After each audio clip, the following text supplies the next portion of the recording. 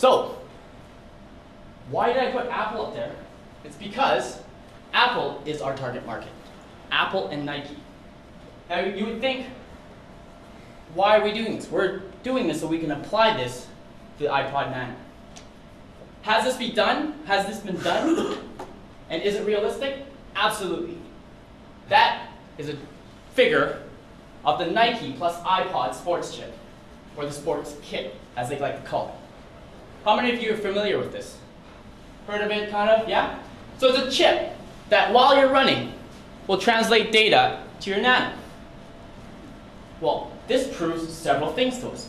Number one, a Nike shoe, or any shoe for that matter, can be modified to fit something like this in there.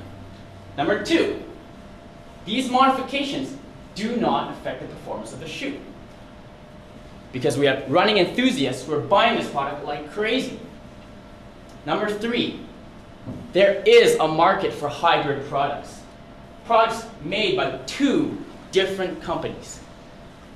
And finally, that this market is successful, as evidenced by their success in this.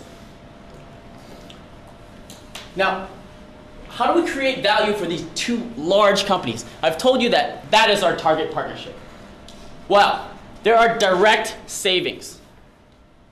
You can minimize your battery sizes. You can now minimize the costs that go into building your product. You can now make your product smaller. That opens up new windows for you to design new products that are smaller. Instantly, you extended battery life. Indirect savings include corporate image, reputation, brand equity, goodwill, and finally, action, showing commitment to the environment. Think about Nike. Just do it. Child labor. Just do it. Bad working conditions. Just do it. Underpaid market value. Just do it. They need this. They need something like this to show their commitment to environmental sustainability. And from there, they can develop it.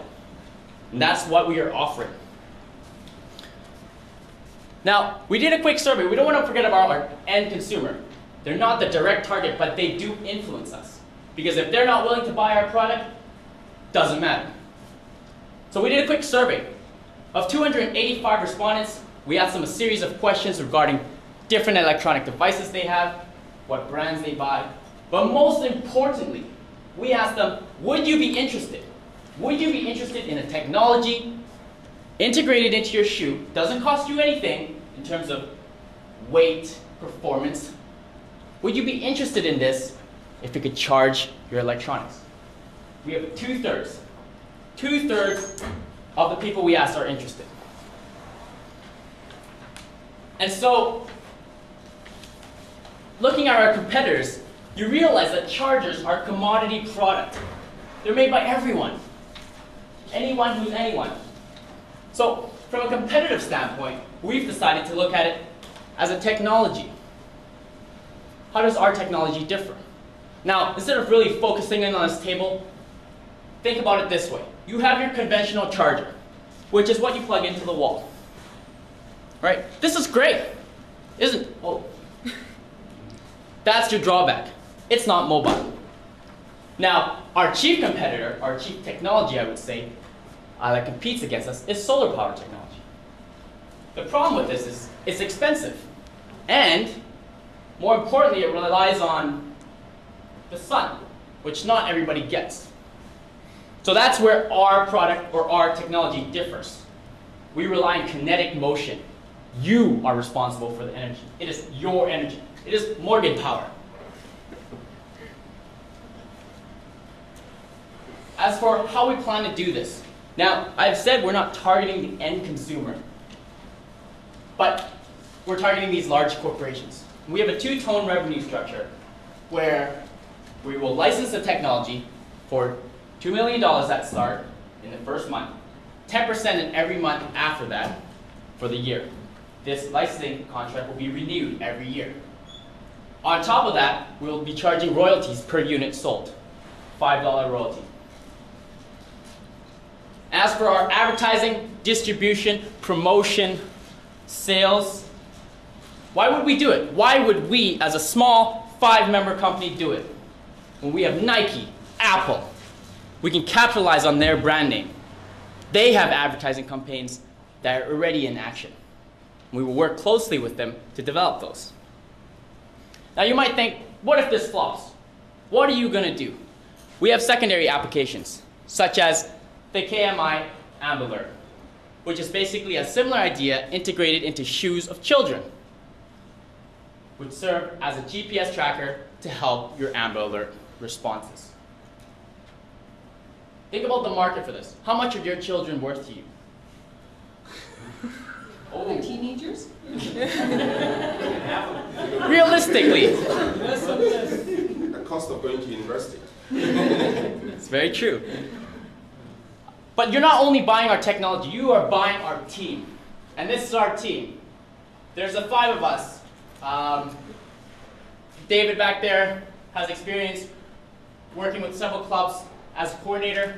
Jeremy is a dual major, I believe, in engineering and kinesiology, which puts him in a perfect position to develop our technology. And finally, there's Mike Shani in support positions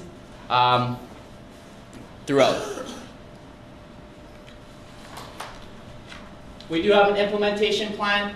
That's a Gantt figure that you don't want to see, which is fine. But basically, we're pushing our R&D. We are pushing our R&D throughout the next year, and this is where you come in. Because we've set certain milestones that we need to accomplish. Among these are completing our proof of concept and scaling this down, showing that it works. And finally, protecting our intellectual property. We need to do this in order to move on the big players. So, this is our projected financials based on the Nike plus iPod sales, using that as a model, and moving forward, our projected growth over the next few years. And finally, from you, what we need is investment to start off this venture. We realize that it is risky. We realize that we only have a very minor prototype working, which is why you have an option. We want you on board. We're willing to give you the shares. However, if you're not willing to be on board, there's a second option. And we anticipate a return on investment of 900% in 5 years.